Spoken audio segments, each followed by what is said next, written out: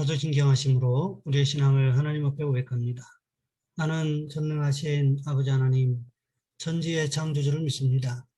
나는 그의 유일하신 아들 우리 주 예수 그리스도를 믿습니다. 그는 성령으로 잉태되어 동정녀 마리아에게서 나시고 본디오 빌라도에게 고난을 받아 십자가에 못 박혀 죽으시고 장사된 지 사흘 만에 죽은 자 가운데서 다시 살아나셨으며 하늘에 오르시어 전능하신 아버지 하나님 우편에 앉아 계시다가 거기로부터 살아있는 자와 죽은 자를 심판하러 오십니다. 나는 성령을 믿으며 거룩한 공교회와 성도의 교제와 죄를 용서받는 것과 몸의 부활과 영생을 믿습니다. 아멘. 찬송가 569장입니다.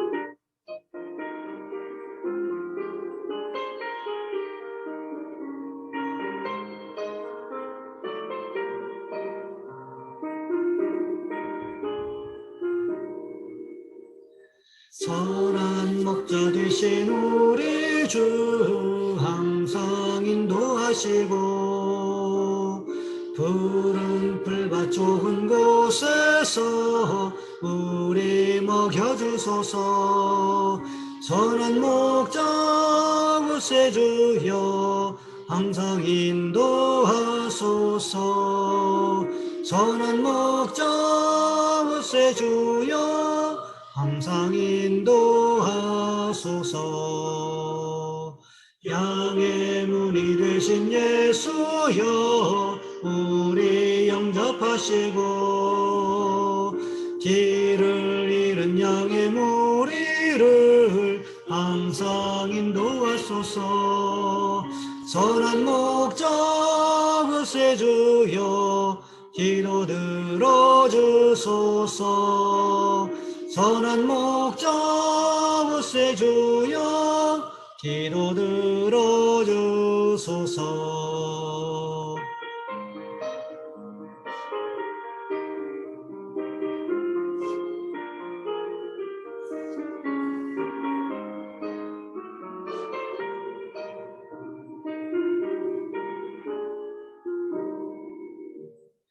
흠이 많고 약한 우리를 용납하여 주시고 주의 넓고 크신 은혜로 자유 얻게 하셨네.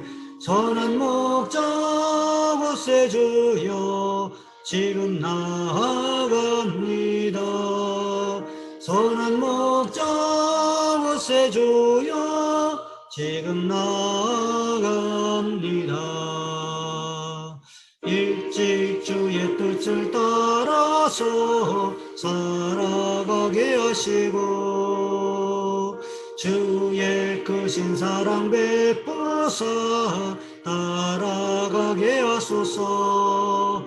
선한 목자 구세주여 항상 인도하소서. 선한 목자 구세주여 항상 인도하소서.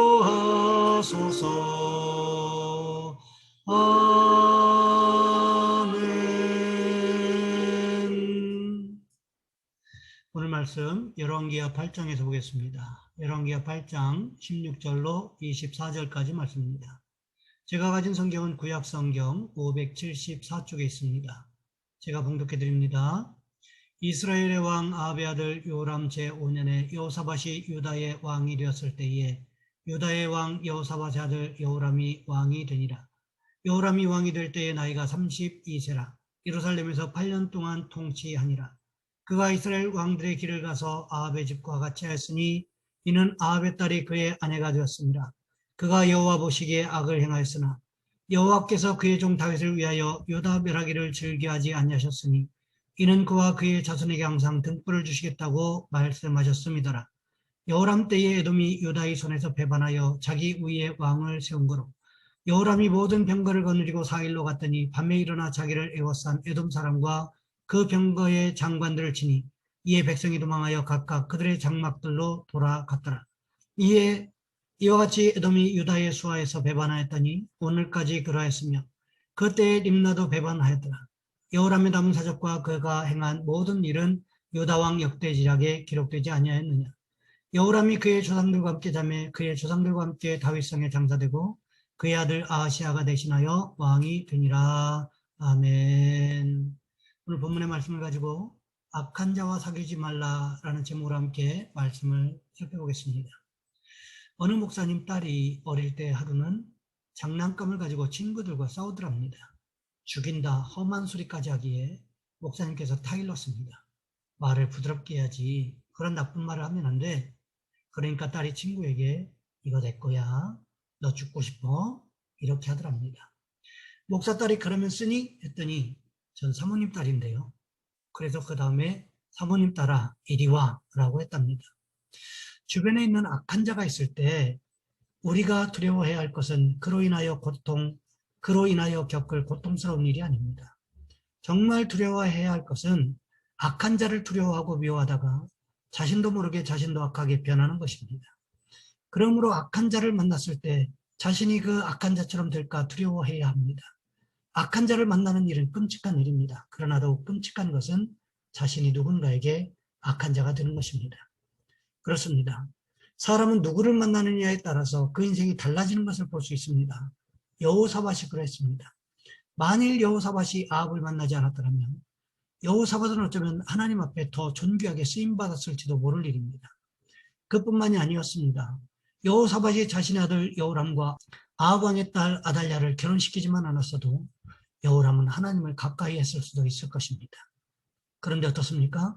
아합 왕의 딸 아달랴와 결혼해서 우상 숭배를 하게 되었고 그 아들 아하시아까지도 아달랴의 꼬임에 빠져 결국은 우상 숭배를 하게 되었다는 거죠. 오늘 본문 18절과 19절 말씀해 보시면 이렇게 기록하고 있습니다. 그가 이스라엘 왕들의 길을 가서 아합의 집과 같이 하였으니 이는 아합의 딸이 그의 아내가 되었습니다. 그가 여호와 보시기에 악을 행하였으나 여호와께서 그의 종 다윗을 위하여 유다 멸하기를 즐겨하지 아니하셨으니 이는 그와 그의 자손에게 항상 등불을 주겠다고 말씀하셨습니다. 여호람이 이스라엘 왕들의 길을 갔다. 무슨 뜻일까요? 이스라엘 왕들이 갔던 길이 어떤 길이었습니까? 이스라엘의 초대 왕이었던 여호사밧이 갔던 길, 즉 단과 베델의 황금 송아지 우상을 세워놓고 애굽에서 여기까지 우리를 인도한 하나님이라고 했던 것을 말하고 있습니다. 그것뿐만이 아닙니다.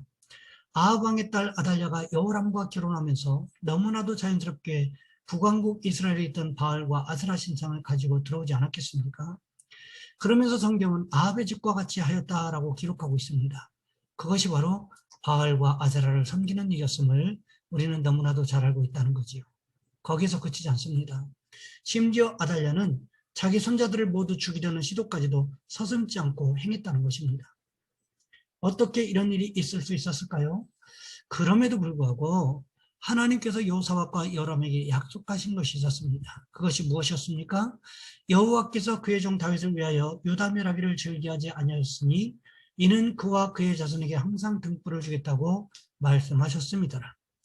다윗 왕을 위하여 다윗의 후손으로 하여금 왕위를 이어가도록 하시겠다는 약속의 말씀이었습니다.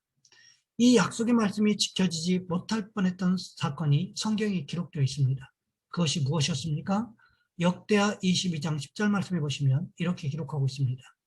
아하시아의 어머니 아달랴가 자기의 아들이 죽은 것을 보고 일어나 유다 집의 왕국의 씨를 모두 진멸하였으나 아합의 딸이자 여호람의 아내였던 그리고 아하시아의 어머니였던 아달랴가 자기 손자들을 모두 죽이려고 시도했다는 거지요. 이때 아달랴가 자기 손자들을 모두 죽이고 자신이 왕의 자리에 오르려고 했다는 것입니다. 실제로 이런 시도가 성공하는 듯이 보였습니다. 하지만 아하시아의 딸 여호사부앗이 아하시아의 아들들 가운데서 요아스를 몰래 빼내어 유모와 침실에 숨겨 간신히 살리게 됩니다. 그리고 하나님의 전에 6년을 이 아이를 숨겨서 양육했습니다. 그러니까 이 6년 동안 마치 아달랴의 처나가 된 것처럼 보였습니다. 하지만 어떻게 됩니까? 7년이 되던 해에 제사장 여호야다가 결심을 하고 다시 요아스를 이스라엘 왕으로 옹립합니다. 그때 아달랴와 바알을 섬기던 제사장 맏단을 어떻게 합니까? 역대하 23장 17절 말씀을 보시면 이렇게 기록하고 있습니다. 온 국민이 바알의 신당으로 가서 그 신당을 부수고 그의 제단들과 형상들을 깨뜨리고 그 제단 앞에서 바알의 제사장 맏단을 죽이니라. 거기에서 그치지 않습니다. 역대하 23장 21절 하반절 말씀을 보시면 이렇게 기록하고 있습니다. 아달랴를 우리가 칼로 죽였었더라. 악한 자와 교제했던 결과가 이러했다는 것입니다. 오늘 본문에도 보시기 바랍니다. 오늘 본문 20절 말씀을 보시면 에돔이 유다를 배신합니다. 에돔이 어떤 나라였습니까? 이스라엘과 유다와 에돔이 연합하여 모압 연합군을 무찌르지 않았습니까?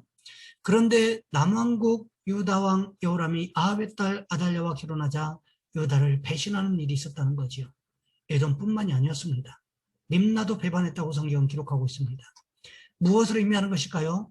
남왕국 유다가 하나님을 배신하고 우상을 섬기기 시작하면서 남왕국 유다의 입지가 점점 더 좁아지고 있음을 말씀하고 있는 것입니다. 이것이 여호람 때에 있었던 일이었습니다.